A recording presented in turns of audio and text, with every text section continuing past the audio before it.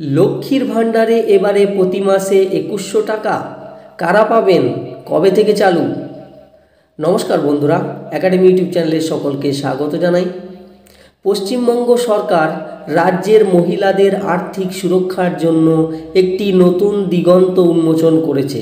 সম্প্রতি রাজ্যের জনপ্রিয় প্রকল্প লক্ষ্মীর ভাণ্ডারের ভাতা বাড়িয়ে ২১০০ টাকার করার একটি প্রস্তাব সামনে এসেছে, যা নিয়ে সাধারণ মানুষের মধ্যে ব্যাপক উৎসাহ তৈরি হয়েছে। মুখ্যমন্ত্রী মমতা বন্দ্যোপাধ্যায়ের এই উদ্যোগ রাজ্যের লক্ষ লক্ষ দুস্থ ও মধ্যবিত্ত পরিবারের মহিলাদের মুখে হাসি ফোটাতে চলেছে। এই ভিডিওতে আমরা প্রকল্পের খুঁটিনাটি এবং নতুন প্রস্তাবের বিস্তারিতভাবে আলোচনা করব। তার আগে বলে রাখি, চ্যানেলে যদি নতুন হয়ে থাকেন অবশ্যই চ্যানেলটি সাবস্ক্রাইব করুন এবং পাশে থাকা বেল আইকনটি প্রেস করুন যাতে সবার আগে নোটিফিকেশন পেয়ে যান। লক্ষ্মীর ভাণ্ডার প্রকল্প আসলে কি? লক্ষ্মীর ভাণ্ডার পশ্চিমবঙ্গ সরকারের একটি যুগান্তকারী প্রকল্প, যার প্রধান লক্ষ্য হলো রাজ্যের মহিলাদের আর্থিকভাবে স্বনির্ভর করে তোলা। এই প্রকল্পের মাধ্যমে সরকার সরাসরি মহিলাদের ব্যাংক অ্যাকাউন্টে প্রতি মাসে একটি নির্দিষ্ট পরিমাণ অর্থ পাঠিয়ে থাকে।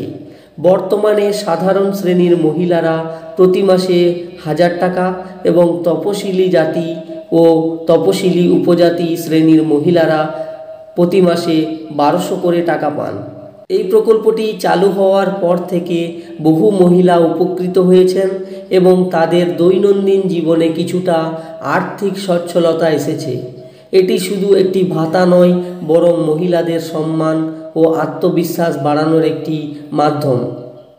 নতুন প্রস্তাব বেড়ে ২১০০ টাকা।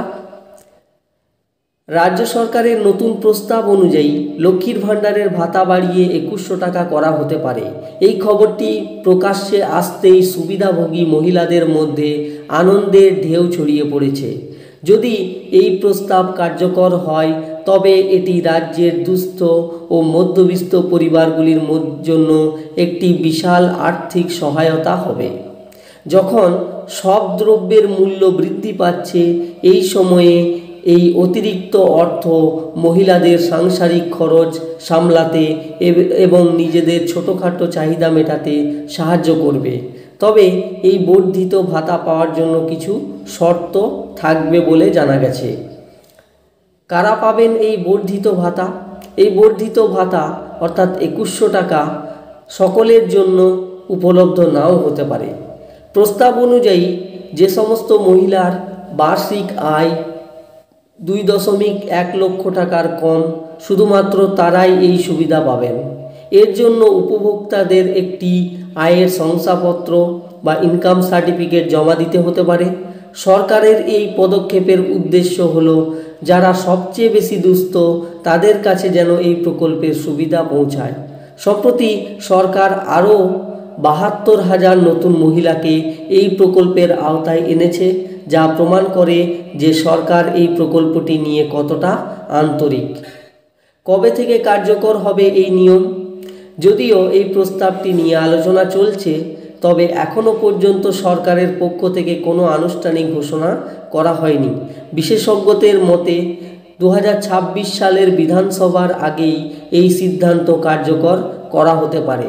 এই পদক্ষেপটি যে রাজ্যের রাজনীতিতে একটি বড় প্রভাব ফেলবে তা নিয়ে কোনো সন্দেহ নেই।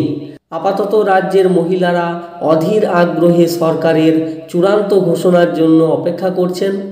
এই প্রকল্পটি যে তাদের জীবনযাত্রার মান উন্নত করতে একটি বড় ভূমিকা পালন করবে তা বলাই বাহুল্য।